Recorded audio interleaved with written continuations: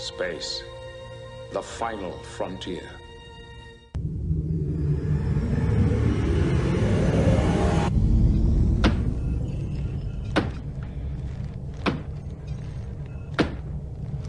Koi kelles puk lod, koi pupek pu, yakbo mapo jesu mi, se makshu me u, mashu manong, and maksho ju, nebeyin maks of wom ku, but my children eljo bish ma fam, puma di me direct, but you talk to my leg, como you talk, ma o. Koi kelles puk lod, koi pupek pu. Good evening, ladies and gentlemen, and welcome to State of the Federation. You might see that we look a little bit different today. That is because I and my co-hosts are doing a Star Trek Attack Wing livecast, broadcast right here on the internet, and using my camera, so my face is kind of, well, you can't see me, but I'm using this picture for now. I have, as usual, my illustrious co-hosts, David and Tucker. How are you guys doing this evening? Still fighting a sinus infection, but I'm alive. Tucker? I am doing well and ready for battle! Haha, battle!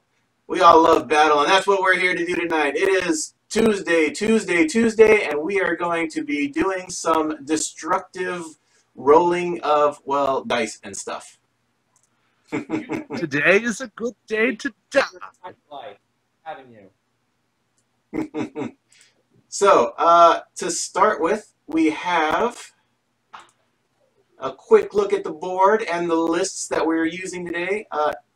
David is going to be on the left. He is using a Dominion fleet. Tucker is going to be on the right. He is using a Klingon fleet. And we will get more into the specifics in just a minute. But first, some pre-match interviews. So I'll start with David. David, how's it going? Well, feeling confident. Feeling confident? I like my 4 Keldons. I was looking at your list. You decided to go with 4 Keldons today in the 120-point format. Yeah. That's a lot of firepower there. You feel confident in that? Well, a couple of things there.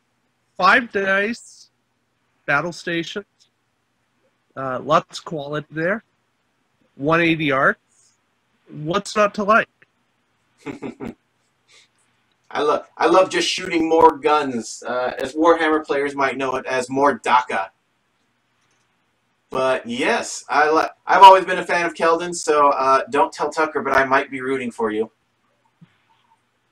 Oh, Well, wait, we'll Tucker, know what happens if I never bump and he always bumps.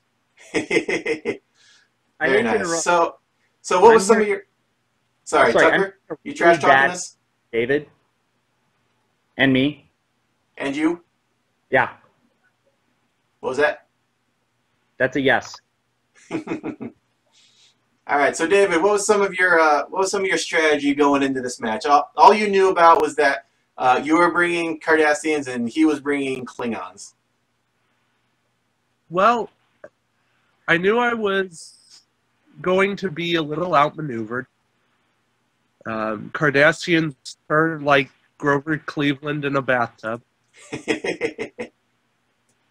So I knew I was going to have to get a little fancy with flying. My thing was, I pretty much figured I was going to be outgunned and out-captained. So I was going to have to make my shots count. So pretty much, I've done what I can here to just make every shot I have count. Gotcha. Yeah, we've got... I was thinking about it a little earlier. We've got fish versus birds of prey. Well, okay, they're not Klingon birds of prey technically. They're Vorches, but I like fish versus birds, and I know how that match usually ends. Yeah.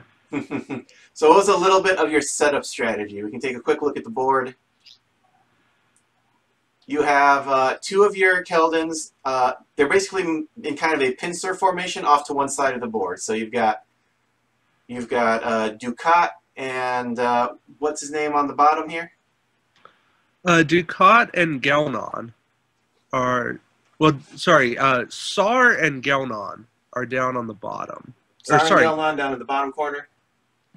Sorry, Sar and That's right. Yeah. Sar and Gelnon, right here in the bottom corner. Up here towards the middle of the board, we have Ducat and Masset. I don't remember what Masset does. Masset can add a die for an Aux power token. Ooh, that's pretty handy. Yeah. This gives me a lot of flexibility with banks, a lot of ability to turn, cover fire, cover some blind spots. We'll see what ends up happening here. Mm-hmm. That's pretty good so far. And just the last question I'm going to bring up here: what do you think you need to do in particular in this game to win? Not let Tucker get behind me. If he can get all of his ships behind all of my ships, I'm a dead man. Like shooting fish in a barrel, eh? Yes. Like shooting fish in a barrel. I love it. It's all kinds of fun. All right. Thank you, David. We'll be back to you in just a moment. Tucker. Hi. How are you doing, Tucker? I am great. Excellent.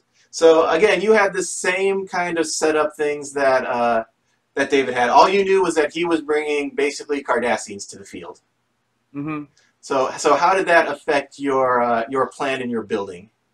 Okay. I knew I was going to have the edge on maneuvering, but so here's one of the reasons I'm very interested in this game. While much less true than against the Borg, this is really going to be a test of whether 90-degree ships that have the ability to sensor echo can stand up to ships with superior firing arcs. I don't know if I'm going to use sensor echoing as much as I thought, simply because David deployed differently than I thought he would. So I'm not 100% sure what I'm going to do about that. David's deployment definitely threw me for a loop. Remembering that I have initiative on my 5 skills, meaning that I had to deploy my 5 skills before he deployed his, I did not expect him to split his forces in the way he did. You think that might be a sign that he might be trying to flank you later in the game? There are, I mean, I don't want to tip my hand too much, but there are a couple of possibilities I see. The major possibility I see, if you look at the angle of the bottom 2 ships, he's worried about me getting behind him, so what he's done is he's tried to split his ships into 2 waves, where even if I'm behind one set of ships, I won't be behind the other. Interesting, interesting. So did that play into the way you deployed it all? No, by the time I saw that deployment, it was too late. However, I think the deployment I originally planned is, I think, equipped to handle this. I might have to take a maneuver that I didn't necessarily want to, and I don't know if it's still going to work, but I sure hope it does. Mm-hmm. So just to go over your ships real quick, we have down here, farthest south, is going to be Nudoc, who has a projected stasis field in Nagarin. We've got Worf. Sorry. Nudoc should have Kunivas, not Kunivas. Sorry, I just can't read from this distance. Everything is actually proper on your list. Mm-hmm. We've got Worf, and I believe with Drex or Nagarin, one of the two. Worf is with Nagarin because Martok is with his son. Indeed, and Martok bringing in the middle with the spectacular cloaked Vorcha I had from my supply, because I only had 2 regular Vorchas. That's fine. He looks fancier, though. Yeah, he's Clint Fleet Captain, Drex, Field, and Free.